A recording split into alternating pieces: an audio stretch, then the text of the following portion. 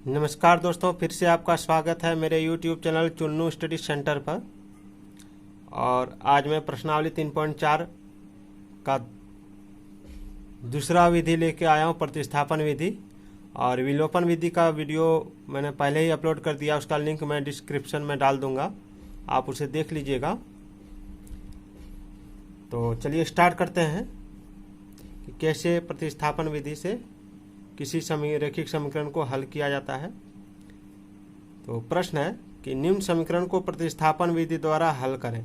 x plus Y equal to 5 यानी x plus Y बराबर 5 और 2x minus 3y equal to 4 यानी 2x minus 3y बराबर 4।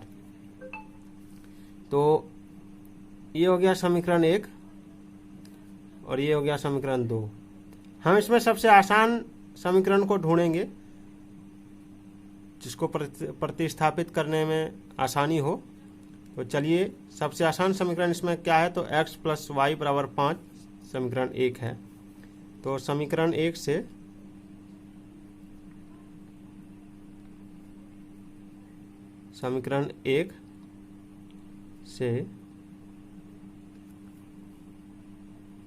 x plus Y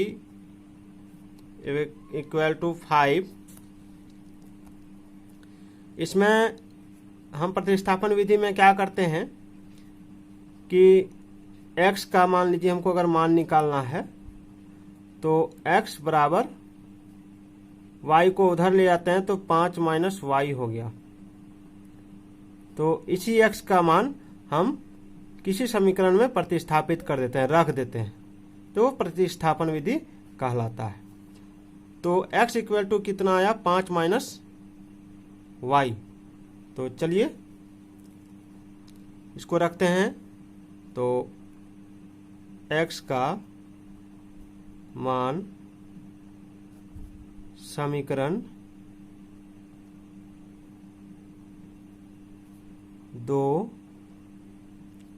में रखने पर, एक स्थिति यहां जान लीजिए कि यहाँ प्लस है, तो इसको जब इधर ले गए तो ये माइनस हो गया। यदि यहाँ पर माइनस रहता तो इसको इधर ले जाते तो यहाँ पर प्लस हो जाता। तो x बराबर 5 माइनस वाई है। तो समीकरण 2 क्या है, समीकरण 2 है 2x माइनस 3y बराबर 4। तो इसमें हम मान रखेंगे x का, तो 2 गुने x का मान है 5 माइनस वाई, तो 5 माइनस वाई, यहाँ माइनस 3y बराबर 4। तो 5 के 2 अगर पढ़ेंगे तो 10 हो गया, और माइनस लिखेंगे क्योंकि यहाँ माइनस है, और 2 के y अगर पढ़ेंगे तो 2y ही होगा, और यहाँ माइनस 3y ही उतरेगा, और यहाँ बराबर 4। तो 10 माइनस, यहाँ माइनस 2y है और यहाँ माइनस 3y है, तो माइनस और माइनस प्लस हो गया, तो 2y और 3y कितना y हो गया, 5y बराबर 4। अब क्या करेंगे, अब 10 को इधर ले जाएंगे, माइनस 5y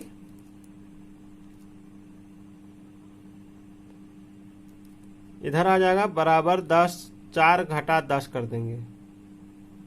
क्यों 4 घटा 10 कर देंगे, क्योंकि इसको जब इधर ले आते हैं तो यहाँ घटा हो जाती है।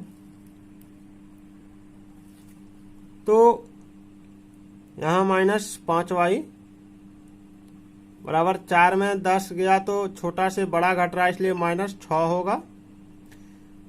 अब यहाँ y को इधर ले आएंगे और माइनस 6 बटे माइनस 5 लिखेंगे। ये माइनस कट गया, तो y बराबर 6 बटे 5 हो गया, y बराबर 6 बटे 5 हो गया। अब क्या करेंगे,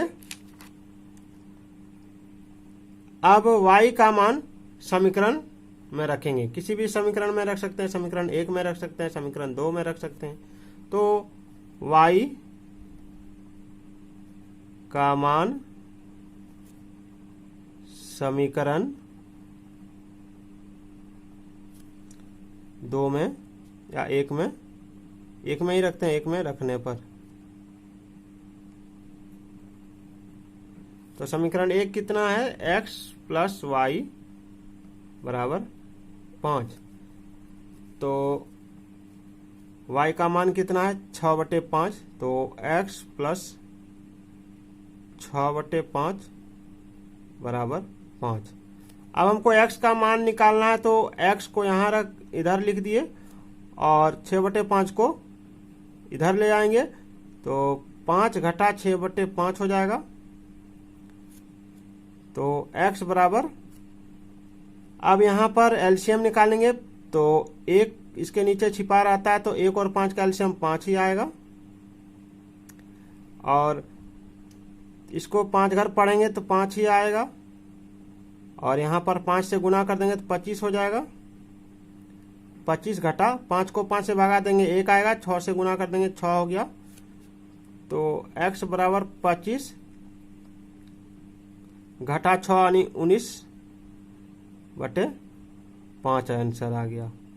तो x बराबर 19/5 और y बराबर 6/5, यही इसका आंसर था। तो अगर आपको मेरा ये वीडियो अच्छा लगा हो तो मेरे चैनल को लाइक और सब्सक्राइब जरूर कर दीजिएगा। और फिर मैं इसी पर आधारित अगला प्रश्न कल लेके आऊँगा। तब तक के लिए आपसे विदा लेता हूँ। जय हिंद, जय भारत।